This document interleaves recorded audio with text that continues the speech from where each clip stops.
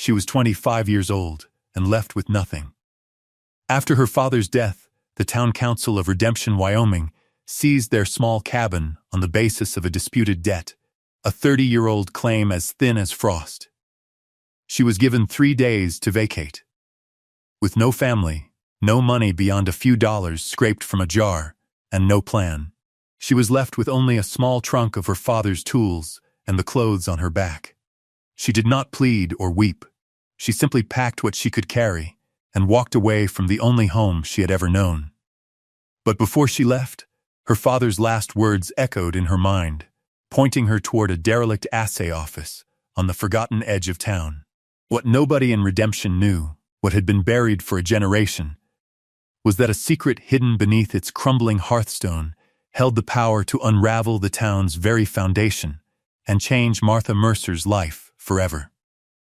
Settle in and get comfortable, for this is a story about how truth, once buried, will always find its way to the light. We love hearing where our stories are heard, so please let us know in the comments where you're watching from tonight. The path that led Martha to that cold morning of dispossession began long before her birth, rooted in the quiet character of her father, Elias Mercer. Elias was a carpenter, a man who spoke more fluently with a saw and a block plane than he ever did with words. He had come to the Wyoming Territory in the late 1850s, not for gold or land, but for the quiet anonymity of the mountains. He was a widower, his wife having been taken by a fever back east when Martha was just an infant, and he raised his daughter alone with a steady, undemanding tenderness. Their life was contained within the small, 2-room cabin he had built with his own hands at the far end of the valley, just beyond the official town plat. It was a place of simple, profound sufficiency. The walls were stout, the roof was sound, and the scent of pine shavings and wood smoke was the constant perfume of Martha's childhood. Elias taught her everything he knew. He did not distinguish between a son's work and a daughter's. Before she was 10, she could identify the grain of oak versus ash, and she knew the precise, patient rhythm of a crosscut saw. By 15, she could frame a wall, square and true, and her hand was as steady as his on the grip of a drill. Her most prized possession, the object that connected her to him more than any other, was his framing hammer. It was a beautiful tool, perfectly balanced, its octagonal head worn smooth and slightly rounded at the edges from a lifetime of striking nails. The hickory handle, darkened to a rich mahogany from the oil of his hand, was shaped to his grip, a perfect extension of his will. He had taught her how to hold it, not to choke up on the neck, but to hold it at the end of the handle for maximum leverage and force. "Let the tool do the work, Martha," he would say, his voice a low rumble. "Don't fight it.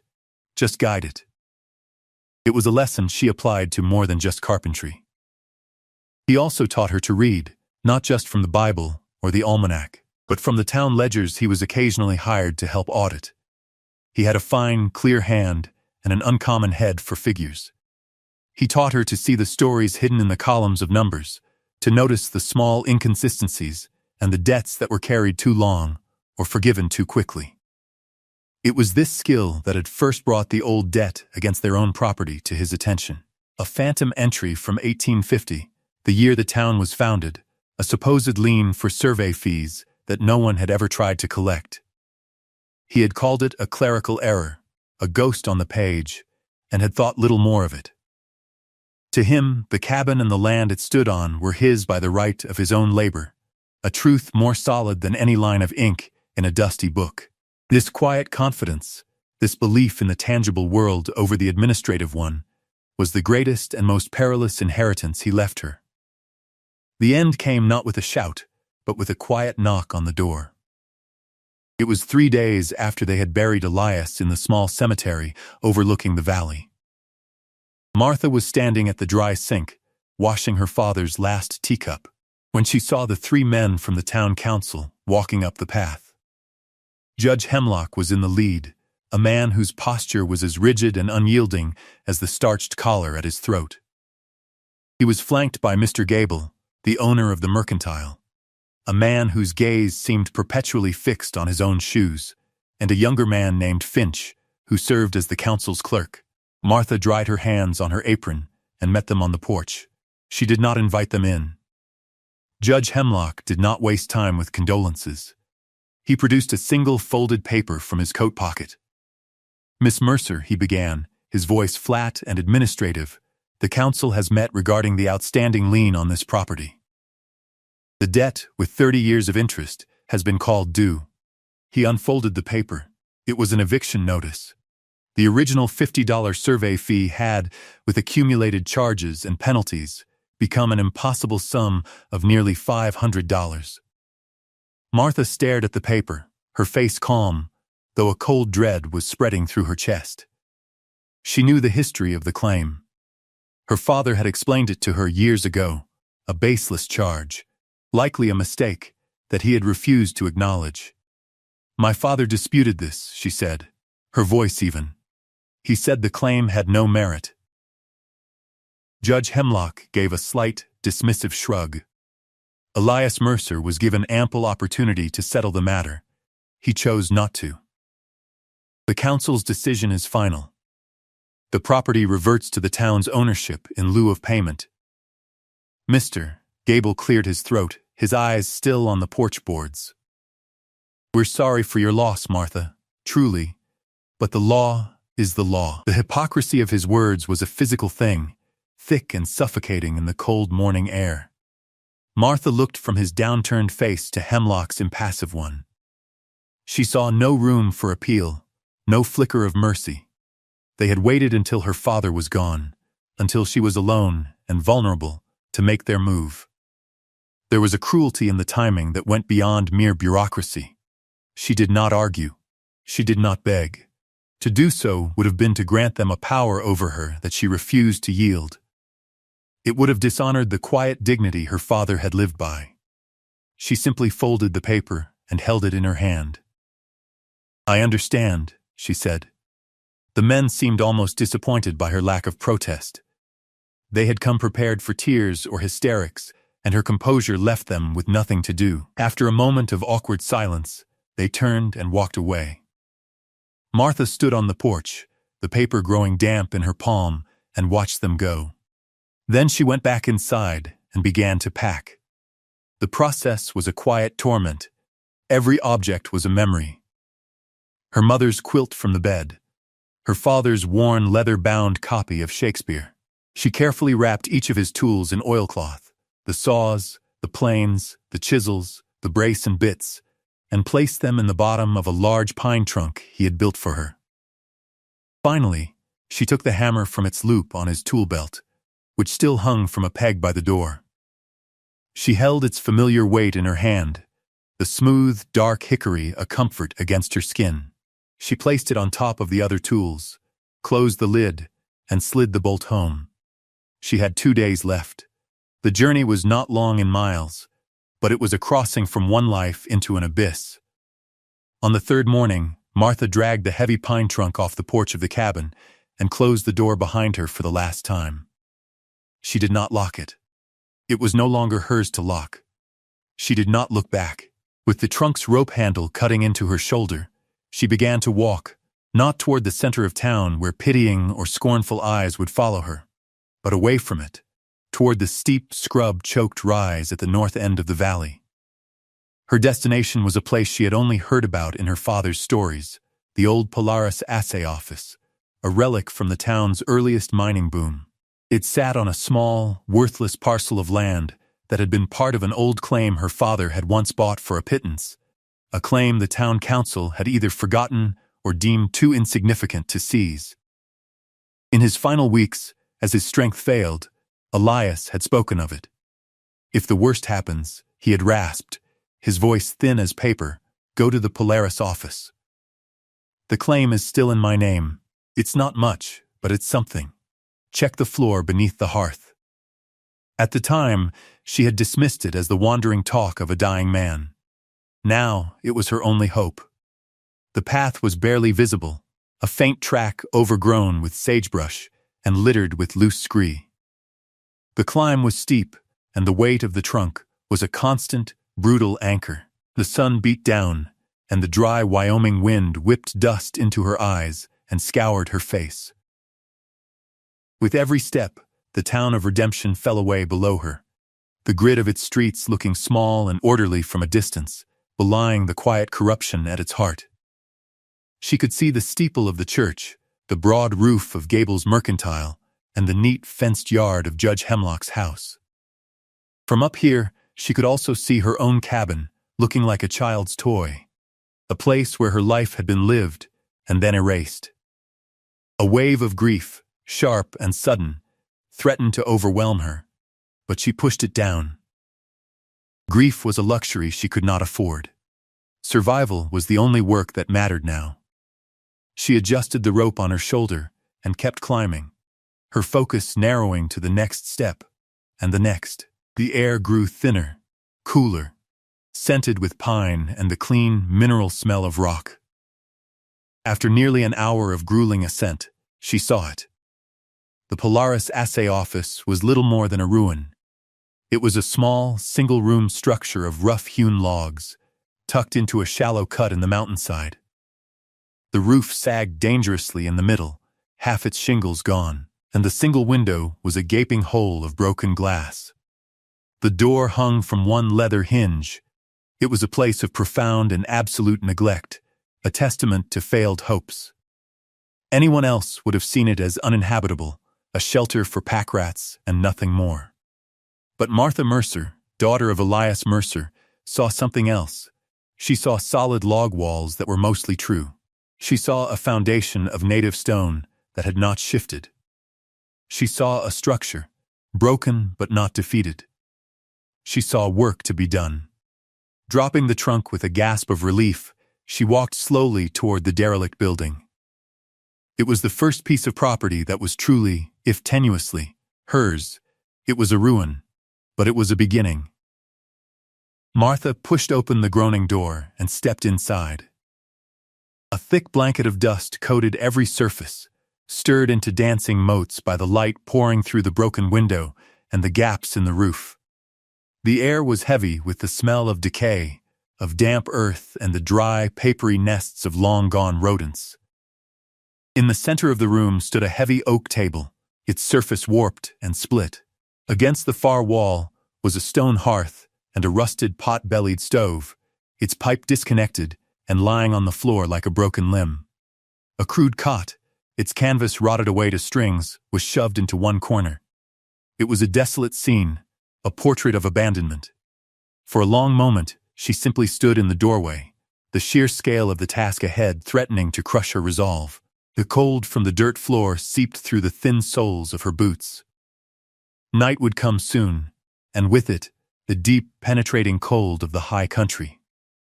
She had no food, no water, and only the clothes she wore and the contents of her trunk. The impulse to sit down and weep was a physical force, a pressure behind her eyes. But then she thought of her father. She thought of his hands, calloused and capable, and his quiet mantra, just guide it. Despair was a fight, and she had been taught not to fight the tool. She had been taught to work. She took a deep breath, the dusty air catching in her throat, and set her shoulders. First, shelter. She dragged the heavy trunk inside and unbolted the lid. The familiar sight of her father's tools was a comfort, a tangible link to a world of competence and order. She selected a small handsaw and a handful of nails. Outside, she found a pile of discarded lumber from a collapsed sluice box, weathered but still sound. She measured and cut boards to cover the gaping window, prying the broken shards of glass from the frame with the claw of her hammer. The rhythmic rasp of the saw and the percussive report of the hammer were familiar, reassuring sounds in the oppressive silence. It was not a pretty repair, but it was solid. It would keep the worst of the wind out. Next, the stove. The pipe was rusted through in several places, but she managed to piece together a functional length of it. Using strips of tin she cut from an old coffee can found in a corner. She wedged it through the rusted thimble in the roof, securing it with wire. She swept the hearth clear of debris, and using her flint and steel, managed to coax a tiny, struggling flame from a handful of dry grass and twigs she gathered from outside. Slowly, she fed it larger pieces of wood until a steady, welcome warmth began to push back the chill. It was a small victory, but it felt monumental. As darkness fell, she sat on her trunk before the glowing stove, the firelight casting flickering shadows on the log walls. She was exhausted, her muscles aching from the climb and the work. She was alone in a ruined cabin, a pariah from the town she had called home. But she was warm. She was sheltered. By her own hand, she had imposed a small circle of order onto the chaos. It was not a home yet, not by a long measure. But in that moment, sitting in the dark with the smell of wood smoke filling the small space, Martha Mercer was not acquiring a property. She was claiming herself. After a few days of securing her shelter, making the small room weathertight and habitable, Martha's thoughts turned to her father's final, cryptic instruction. Check the floor beneath the hearth. The hearth was made of 3 large, flat slabs of granite, likely dragged from the nearby creek bed, set into the dirt floor and sealed with a mortar of mud and lime that had hardened to the consistency of rock. It looked immovable, a solid anchor for the heavy stove that now sat upon it. She was tired, and the work of fetching water from a spring she'd found a quarter-mile down the slope and foraging for wood took up most of her daylight hours. It would be easy to dismiss his words as delirium, to focus only on the immediate needs of survival. But she knew her father. He was not a man for fanciful notions. If he had said it, there was a reason. She took her hammer and a cold chisel from the trunk. Kneeling on the cold floor, she began to chip away at the mortar in the seam between 2 of the stones. It was slow, arduous work. The mortar was old and dense, and each swing of the hammer sent a jarring shock up her arm. Flakes of dried mud and stone peppered her face. For hours she worked, her world reduced to the small expanding gap in front of her, the sharp ring of steel on stone, the only sound besides her own ragged breathing. Finally, she had cleared a deep enough groove along all 4 sides of the center stone. She wedged the end of a long iron pry bar, another treasure from the trunk, into the gap. She put all her weight on it, her muscles straining. The stone groaned, shifted, but did not lift. She repositioned the bar, finding a better purchase, and tried again. This time, with a grating screech of rock on rock, the heavy slab tilted upwards. A puff of stale, subterranean air escaped from the darkness beneath. Her heart pounded in her chest. She worked her fingers under the edge of the stone, and with a final desperate heave, flipped it over. Beneath it was a rectangular cavity, about 2 feet long and a foot wide, neatly dug into the compacted earth. And nestled inside, resting on a bed of dry sand, was a rusted iron strongbox. It was not large, but it was heavy, bound with 2 thick bands of iron and fastened with a formidable, corroded lock. A thick layer of rust and dirt caked its surface, but it was intact. She reached down and wrapped her hands around it. The metal was cold, ancient. She lifted it out. It was heavier than she expected, a solid, dense weight that spoke of something more than empty space. She sat back on her heels, her hands resting on the cold iron, and stared at it. 100 questions flooded her mind. What was inside? Why had her father known about it? Was this his secret, or someone else's? The lock was a solid mass of rust. There was no key, and even if there were, it would be useless. She knew with a certainty that settled deep in her bones that she could not open it alone. And she knew there was only one person in Redemption with the skill and the strength to break it open. Caleb Kane, the town's blacksmith, a man as quiet and guarded as her own father had been. A man who, she had heard whispered, had once been a deputy, but had turned in his badge for reasons no one ever spoke of aloud. The next morning, Martha wrapped the heavy strongbox in a burlap sack and carried it down the mountain. The journey was easier this time, downhill, but the weight of the box was awkward and punishing. As she entered the town's main street, she felt the stares of the few people who were out. They saw the dispossessed Mercer girl, returning like a ghost. She ignored them, her gaze fixed on the dark, open doors of the smithy at the far end of town, from which the rhythmic clang of a hammer on an anvil rang out. She found Caleb Kane bent over his forge, his face illuminated by the orange glow of the coals. He was a man in his early 30s, broad-shouldered and lean, his powerful arms slick with sweat. He looked up as her shadow fell across the threshold, his hammer falling silent. His eyes, a startlingly clear blue in his soot-smudged face, were wary. "Miss Mercer," he said, his voice a low baritone. He did not ask what had become of her. He did not offer sympathy.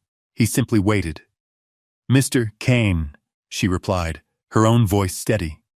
"I need your help." She placed the sack on the packed earth floor and unwrapped the strongbox. Caleb stared at it, his expression unreadable. He walked over and crouched down, running a hand over the rusted surface. He tapped the lock with a knuckle. "That's old," he said. "Where did you find it?" "Hidden in the old Polaris office." A flicker of something, interest perhaps, or recognition, crossed his face. "I need it opened," she said. "I'll pay you for your time." He stood up, wiping his hands on a leather apron. He looked from the box to her face, his gaze searching. Caleb Kane had been a deputy long enough to learn that trouble often came in quiet packages. He had left that life behind after a dispute with Judge Hemlock over a questionable arrest, choosing the solitary honesty of the forge over the compromised justice of the council. "This could be trouble," he said, not as a warning, but as a statement of fact. "The trouble is already here," Martha answered. Her quiet certainty seemed to decide it for him. "All right," he said with a nod. "Let's see what's inside." He took the box to his anvil. It was too risky to simply smash the lock, the contents could be damaged. Instead, he worked with a patient, surgical precision. He used a small, sharp chisel and a light hammer, tapping at the rusted hinge pins. After an hour of careful work, the pins gave way. He set down his tools and pried the heavy lid open. Inside, nestled on a bed of what looked like dried wool, were three objects. The first was a stack of banknotes, wrapped in oilcloth. They were old, issued by a Denver bank in the 1850s, but the paper was still crisp. The second was a small, tarnished silver locket on a delicate chain. And the third was a letter, a single sheet of paper, folded and sealed with wax. Martha reached in with a trembling hand and picked up the letter. The wax seal crumbled at her touch. She unfolded the paper. The handwriting was neat, precise. She began to read aloud, her voice filling the quiet space of the smithy. "To whoever finds this, my name is Silas Kane. If you are reading this, I am likely dead. It is October of 1850. 30 years ago. 30 years, I was a fool. I rode with a gang, and we took a stagecoach carrying the payroll for the Union Pacific Survey. A fortune. My partners were men I trusted. After the robbery, they turned on me. They shot me and left me for dead, but I survived long enough to hide my share here, in this office where I once worked as an assayer.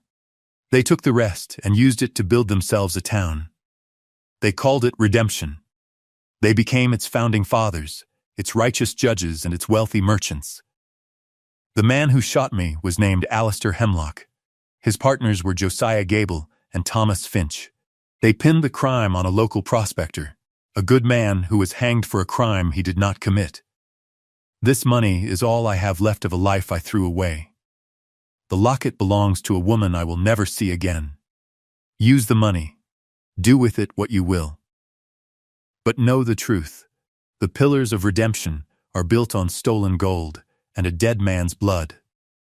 Martha's voice faltered at the end. She looked up at Caleb. He was staring at the letter, his face pale beneath the soot. Hemlock, Gable, Finch, the fathers of the town's current leaders. The names from the eviction notice. The ghost on the page of her father's ledger was not a clerical error. It was the beginning of a 30-year-old lie. "My father," she whispered. "They took our home because they were afraid of what he might find. Caleb looked from the letter to the banknotes to Martha's face. The wariness in his eyes was replaced by a slow burning anger. "We need proof," he said, his voice low and tight. "More than just this. We need to connect the dots." That night, while Martha used 2 of the old banknotes to buy lumber, nails, and a pane of glass from a stunned and suddenly deferential Mr. Gable, Caleb Kane lit a lantern in the town clerk's office, a key he had never returned letting him in. He began to search the oldest ledgers, looking for a name, Silas Kane. And as Martha began the true rebuilding of her home, Caleb began the careful dismantling of a town's history. The assay office began to transform under Martha's hands. The work was a balm, a physical manifestation of her will against the forces that had tried to erase her. With the money from the strongbox, she was no longer limited to salvage and scraps. She bought milled lumber from the new sawmill upriver, and, using her father's planes, smoothed each board until it was silken to the touch. She built a proper floor, laying the planks tight and true over the cold dirt, the scent of fresh-cut pine filling the small cabin. She rechinked the log walls with a mixture of clay from the creek bed and dried grasses, pressing it into the gaps with a small trowel until the room was sealed against the wind. The window, once a gaping hole, now held a single, clear pane of glass that looked out over the valley, a view she had earned. Each swing of the hammer was a declaration. Each saw cut was an act of creation. She was not just repairing a building, she was constructing a future. While she worked, Caleb pursued the ghost of Silas Kane through the town's paper history. In a dusty property ledger from 1850, he found it. A land transfer, the original deed for the land on which Judge Hemlock's house now stood, sold for a nominal fee from Alistair Hemlock to the town council he himself chaired. The date of the sale was 1 week after the stagecoach robbery. In the cemetery records, he found the grave of the hanged prospector, a man named Isaac Bell, buried in an unmarked plot in the Potter's Field. And in the archives of the old territorial newspaper, he found a brief article about the robbery, mentioning that the stolen payroll consisted of new banknotes from the First Bank of Denver, with a list of their serial numbers.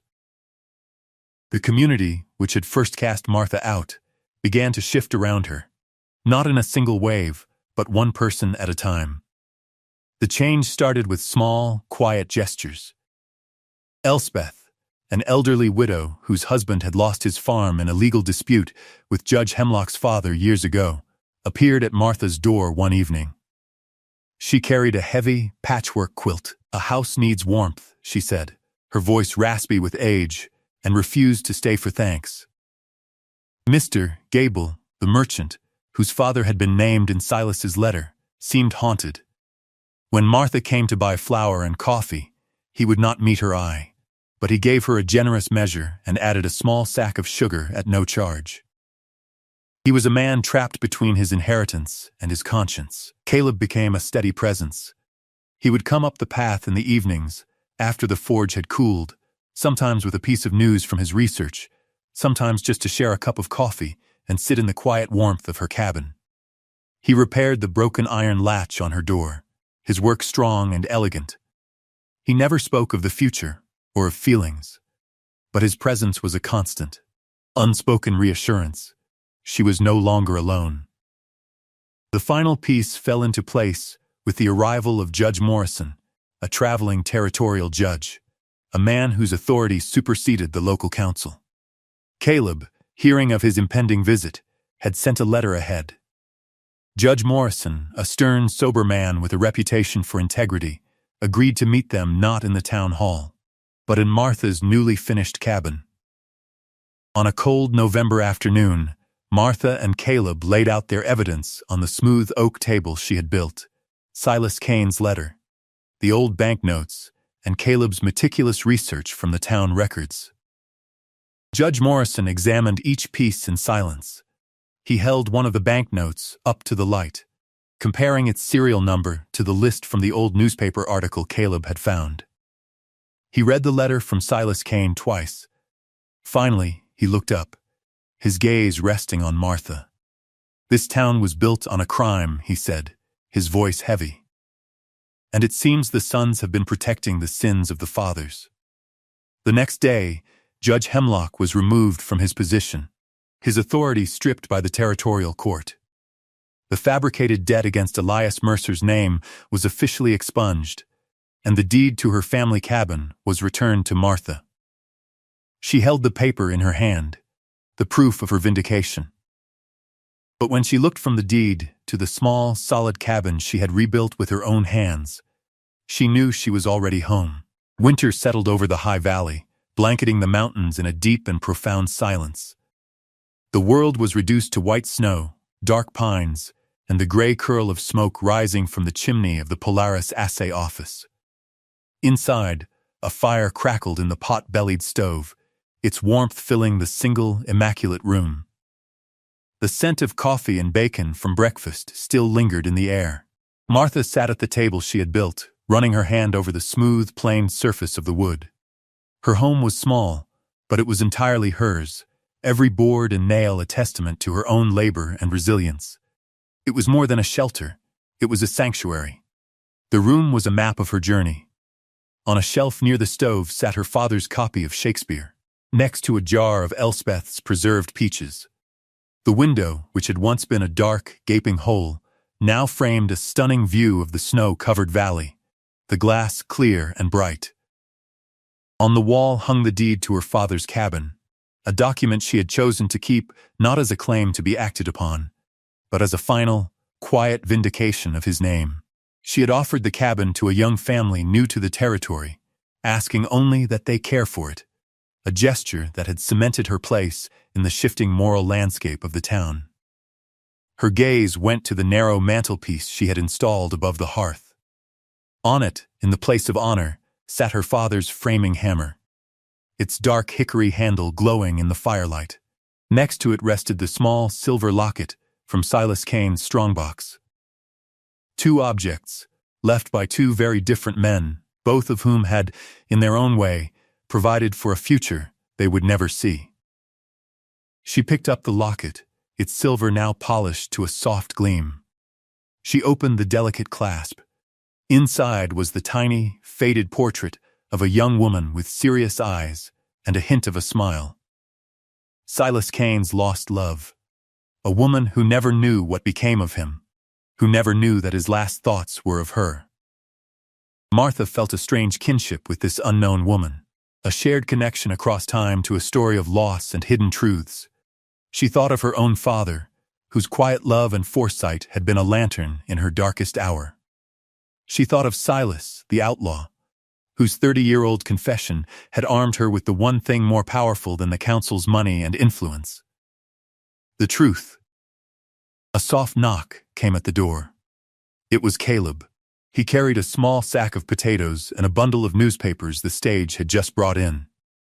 He stomped the snow from his boots and entered, bringing a gust of cold, clean air with him.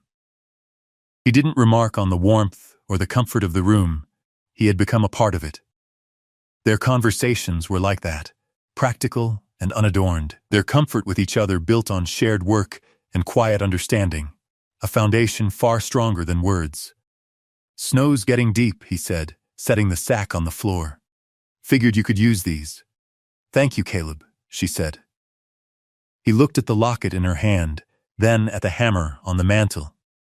He didn't need to ask what she was thinking. He simply nodded, a shared acknowledgement of the long road they had traveled. Martha Mercer was 25, and she had been left with nothing. She had a few dollars to her name and was cast out to a ruin on a forgotten mountainside. But what she found there, buried beneath the stone and the dust, gave her more than a home. It gave her justice for her father, a future of her own making, and a place to finally, truly belong. The story of Redemption, Wyoming, is not unique. Nearly every town, every family, every nation has its founding myths, stories told to create a sense of shared identity and noble origin. These are the histories written in official ledgers and carved into monuments, the narratives shaped by the powerful to legitimize their position. They speak of courage, hard work, and righteous settlement. But beneath the floorboards of these official histories, other stories lie buried. They are the stories of the displaced, the forgotten, and the silenced. They are the truths hidden in a rusted strongbox, the confessions scrawled on a fading piece of paper, the names of the wronged in an unmarked grave. These truths do not rot or fade. They lie dormant, waiting for a hand willing to do the work of uncovering them, waiting for a voice brave enough to speak them. Martha Mercer's story is a testament to the enduring power of that buried truth. The wealth that built redemption was a lie, a glittering fade constructed over a foundation of violence and deceit. The fortunes of its leading families were rooted not in industry, but in theft. For 30 years, this lie held, protected by the silence of those who benefited, and the fear of those who suspected. It took the quiet resolve of a dispossessed woman, armed with her father's tools and his lessons in seeing what is truly there, to pry the stone loose and let the truth out into the light. Her victory was not loud. There were no public condemnations or dramatic trials in the street. The power of the town's founders simply dissolved, exposed as hollow. Judge Hemlock left town in the night, his reputation ruined. The Gable family retreated into a quiet, shamed existence, their social standing irrevocably diminished. The change in the town was subtle, a slow rebalancing of its moral compass. People began to speak more freely.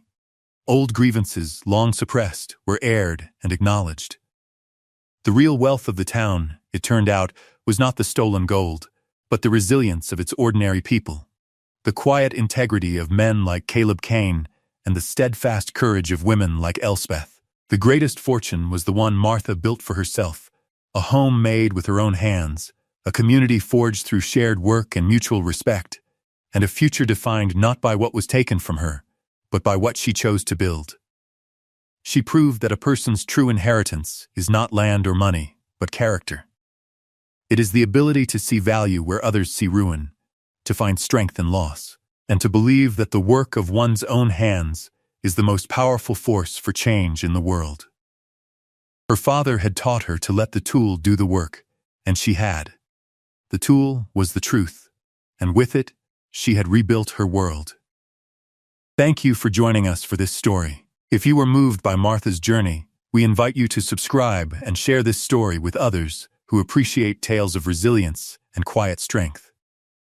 And now we leave you with a question. What is the most valuable thing you've ever built or repaired with your own two hands?